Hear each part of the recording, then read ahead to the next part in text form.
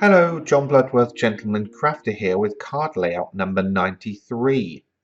For this one, I'm going to be using an assortment of dies and papers, but the main core of the patterns will come from the Gardenia paper pad from first edition.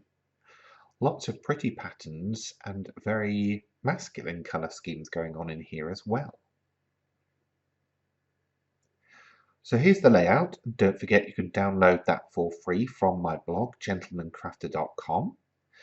There were the dies that I was going to be using. You can of course substitute these with any that you have. I'm going to start by chopping down the papers to fit the 6x4 card, which I've chosen to do in a dark brown colour. And I'm going to be leaving a scant border on the main patterned paper just to be able to frame that with the dark cardstock. I'm then going to be cutting my strip to size according to the layout, and as I mentioned, you can download that for free along with all other 92 card layouts from my blog, gentlemancrafter.com. I'm using a bookbinding glue. You can of course use a quick tack glue or tape if you would prefer. I tend to go with this though because it gives me a little bit of wiggle time, doesn't ripple my papers. Ripple, that right word?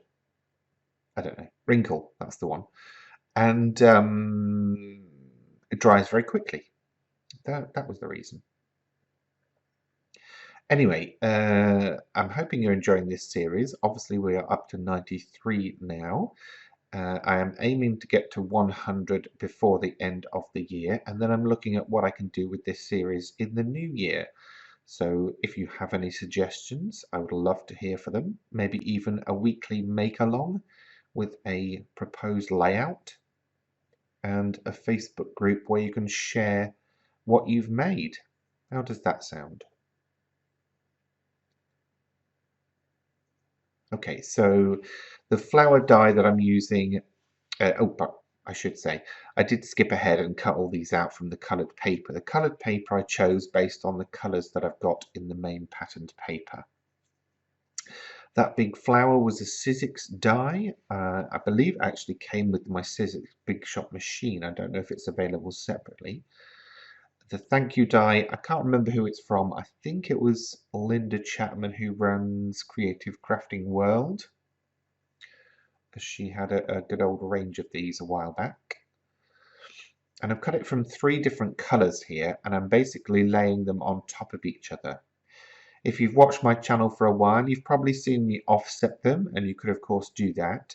I like doing this though because it gives a little bit more interest to the overall stack. And it makes it very substantial and holds its own weight. So it could even be used across an aperture. The large flower I've cut in 2 colours, and I'm going to lay it up with the darkest at the back and the lightest at the front. Not sure why, but you know, sometimes we just do things. Maybe you could tell me why. And then I'm going to use a very small flower just for the centre to be maybe the stamen. Going to whack a gem right in the middle, and again the same glue throughout. Generally I only use a different type of glue if I need some dimension, which you'll probably see later in this video actually, because I'm going to use some dimensional glue. Both glues are from Pinflair. If I'm honest, I've never ever been able to find anything better, and having been doing this for over 20 years, I've tried a fair few.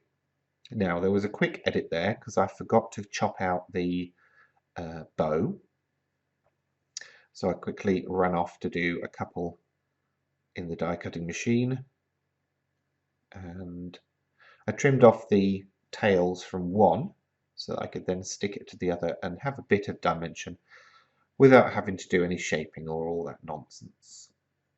Now I'm going to make a bit of a cluster, seems to be my word of the year this year, with a couple of leaves, some grass stalks.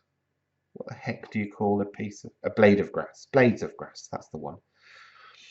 And the bow, and they're going to form a part of the main feature. But by assembling them here and now, it's going to be easier for me to put them in position. I'll now move on to putting things directly onto the card, and I'm starting with the big sprig, followed by the small sprig,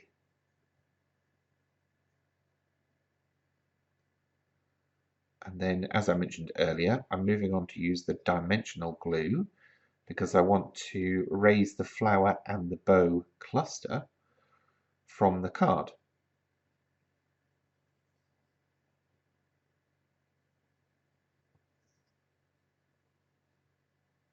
Now, does it go behind the bow or in front of the bow?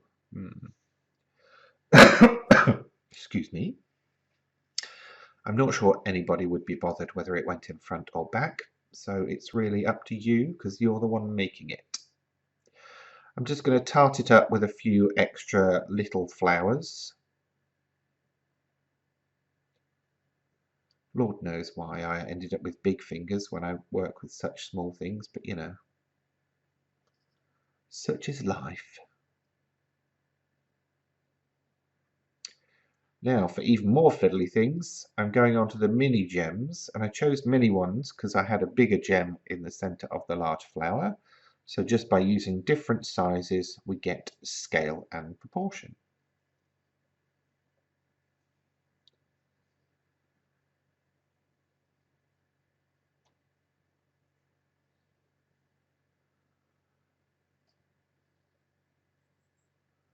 Not sure why I decided to put one at the bottom, but there you go. Now for the sentiment, now that it's all finished drying and stuck together, I'm just going to put some glue on the back and position that on the card. And this is taking the place of the square that you saw in the layout. You could cut a background square for it as well from a different paper, but I liked this look of putting it directly on the card. And here's an extra one that I made just for a different alternative. Okay, there we go. Thanks for watching. Please remember to subscribe, like and comment. That's it for this time. If you've enjoyed this video, please remember to give it a thumbs up. And if you have any questions, feel free to leave them in the comments section below. And for more from me in the future, please remember to subscribe to this channel. Thanks for watching.